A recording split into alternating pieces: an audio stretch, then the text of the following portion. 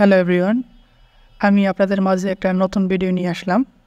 আমরা এর আগে একটা ভিডিওতে দেখিয়েছিলাম যে আমরা রাজশাহী ইঞ্জিনিয়ারিং ইউনিভার্সিটি অ্যান্ড টেকনোলজিতে কীভাবে আমরা ওয়াটার স্যাম্পল জমা দিব। তো ওই স্যাম্পলের রিপোর্টটা আসছে। তো আপনারা এই রিপোর্ট দেখে কীভাবে বুঝবেন আসলে এই ড্রিঙ্কিং ওয়াটারটা আসলে পান করার উপযুক্ত কিনা।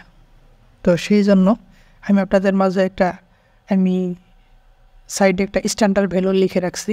আর আমাদের যে টেস্ট করার পরে রুয়েট থেকে আমাদের যে টেস্ট ভ্যালুটা দিছে, তো এখানে আপনাদের ভিডিওর মাধ্যমে দেখতে পাচ্ছেন।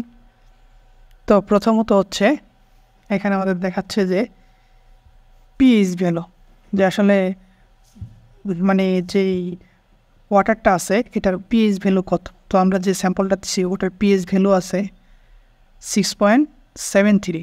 তো আমাদের যে ওয়ার্ল্ড হেলথ অর্গানাইজেশনে তো আমাদের স্ট্যান্ডার্ড ভ্যালু দিয়েছে যে 6.5 থেকে 8.5-এর মধ্যে থাকতে হবে। তো তাহলে আমাদের পিএইচ ভ্যালুটা ঠিক আছে। তারপরে দিচ্ছিল কার্বন ডাইঅক্সাইড আপনার স্ট্যান্ডার্ড ভ্যালু হচ্ছে 0.36 থেকে 0.56। তো আমাদের কার্বন ডাইঅক্সাইডের পরিমাণটাই একটু বেশি আসছে।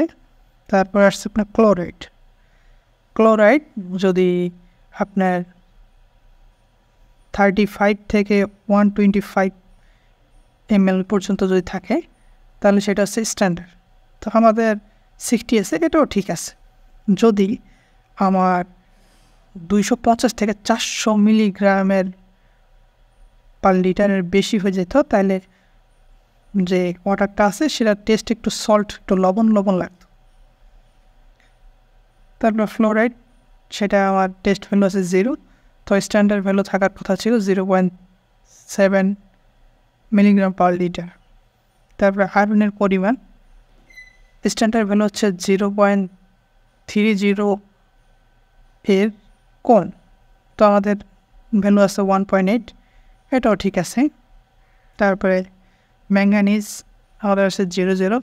তো স্ট্যান্ডার্ড ভ্যালু আছে 0.05 মিলিগ্রামের কম, এটাও আমাদের টেস্ট ভ্যালু ঠিক আছে। তারপর নাইট্রোজেন, এটা স্ট্যান্ডার্ড ভ্যালু হচ্ছে 10 মিলিগ্রাম পার লিটারের কম। তো আমাদের টেস্ট ভ্যালু আছে 1.5, এটাও ঠিক আছে। তারপর অ্যালকাইল, এটা আমাদের লেস দেন হচ্ছে 150 ml পার লিটার। তো আমাদের আছে 16.70।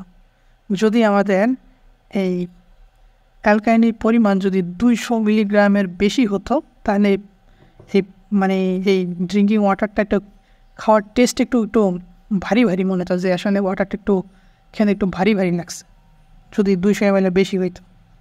তো আমাদের স্ট্যান্ডার্ড ভ্যালু হচ্ছে 150 মিলিগ্রাম পার লিটার। তারপরে টোটাল হার্ডনেস তাহলে 99। তো স্ট্যান্ডার্ড ভ্যালু হচ্ছে 100 থেকে 300 এর মধ্যে থাকে। যদি এটা 500-র উপরে হয়ে যায় তাহলে এটা অ্যাকসেপ্টেবল না। 100 থেকে 300 হলে ঠিক আছে, আমাদের 99 আছে, এটাও ঠিক আছে। তাই টারবাইরি এটা হচ্ছে 1.09, এটা সবসময় 5 NTU লেস দেন হবে। তোমার 1.09 আছে, এটাও ঠিক আছে। তারপরে আছে আর্সেনিকটা আছে স্ট্যান্ডার্ড ভ্যালু হচ্ছে 0.01 মিলিগ্রাম পার লিটার। এটা যখন আমাদের আর্সেনিকের পরিমাণটা এর মধ্যে থাকবে তো তাহলে এটা আমার ঠিক আছে। কিন্তু আমাদের আসলে আর্সেনিক ছিলই না। তো এটা যে এই অনুযায়ী আমাদের বোঝা যাচ্ছে যে আমাদের যে টেস্ট রিপোর্টটা আছে সেটা আসলে যে ড্রিঙ্কিং ওয়াটারটা পান করার উপযুক্ত, তাহলে এটা আমাদের ঠিক আছে।